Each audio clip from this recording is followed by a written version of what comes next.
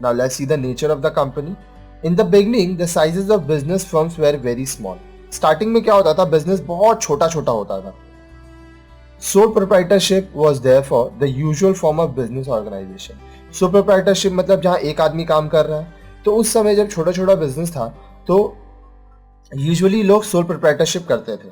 Later on partnership become popular when the size of the business firm increased. फिर क्या हुआ, जब लोग अपना बिजनेस बढ़ाना चाहते थे तो कम से कम 2 या 2 से अधिक लोग मिलकर व्यवसाय करने लगे. इससे बिजनेस थोड़ा और बड़ा हुआ. But sole proprietorship and partnership could not meet the growing demand of big size business because of their limitations such as limited capital, limited managerial ability, unlimited liability and other drawbacks. लेकिन क्या हुआ, इससे जो sole proprietorship था और जो partnership था वो जो डिमांड बढ़ता जा रहा था उसको पूरा नहीं कर पा रहे थे. तो इसके प्रॉब्लम क्या होता था, कैपिटल लिमिटेड हो जाता था, एक्सपर्टीज लिमिटेड हो जाते थे और लायबिलिटी बढ़ती जाती थी और बहुत सारा ड्रॉबैक था इसका.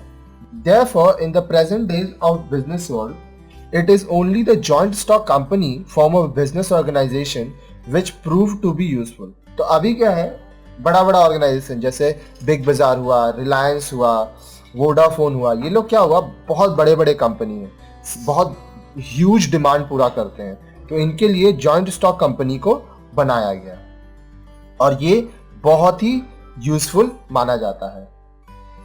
A company is a voluntary association of persons formed for some common purpose, with capital divisible into parts, known as shares, and with a limited liability.